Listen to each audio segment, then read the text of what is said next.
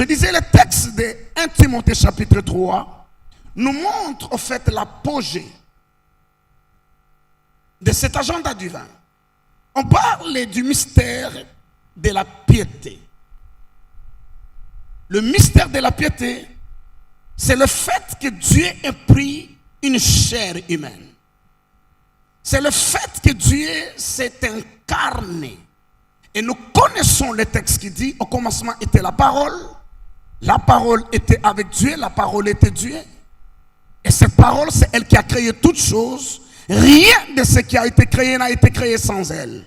En elle était la vie était la lumière des hommes. Et lorsque vous continuez, cette parole n'a pas été faite chair, elle s'est faite chair. Et elle a habité parmi des hommes, pleine de grâce. Au fait, il est question des équipes qui jouent et que l'entraîneur se rend compte qu'au-delà de toutes les théories qu'il a enseignées, de tous les exercices auxquels son équipe s'est vouée, il faut qu'il se dissimule et qu'il entre lui-même sur terrain. Pas simplement pour servir de modèle, mais aussi pour impulser les jeux. Et c'est ce que Dieu a fait. Dieu, en fait, est devenu homme.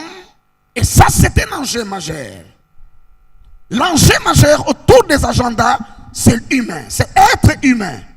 Dieu n'a pas pu accomplir tout ce qu'il a accompli en étant Dieu et en utilisant des hommes, mais il a fallu que Dieu s'humilie lui-même et qu'il vienne à l'école de l'humanité. Étant venu à l'école de l'humanité, il peut apprendre aux humains à devenir des dieux. Que cela ne dérange personne. La Bible dit que nous sommes appelés à devenir participants de la nature divine. En quelque sorte, il était là au perché.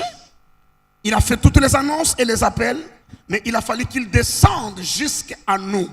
Afin de nous prendre de là où nous étions et qu'il nous ramène jusqu'à lui. Il y a une question intéressante qui se pose le psalmiste. Le psalmiste, dans son chapitre 8, il dit: lorsque je contemple le ciel. Évidemment, il n'avait pas l'avantage que nous avons aujourd'hui de pouvoir sonder le monde infiniment grand. Lui, à l'époque, c'est juste avec ses yeux qu'il peut voir. S'il vivait à notre époque et qu'il peut aller au centre spatial Kennedy et qu'il observe l'espace, en fait, c'est ce qu'il dit. Quand je contemple le ciel, les étoiles, tout ce que tu as créé, qu'est-ce que c'est l'homme pour que tu prennes garde à lui? Qu'est-ce que c'est le Fils de l'homme pour que tu fasses attention à lui? Mais lui-même ajoute en disant, tu l'as créé de paix inférieure, seulement de paix inférieure à Dieu. Et tu as mis sous lui la domination de toutes choses. Cela veut dire pour l'accomplissement de l'agenda de Dieu sur terre, les anges ne suffisent pas. Dieu lui-même ne suffit pas.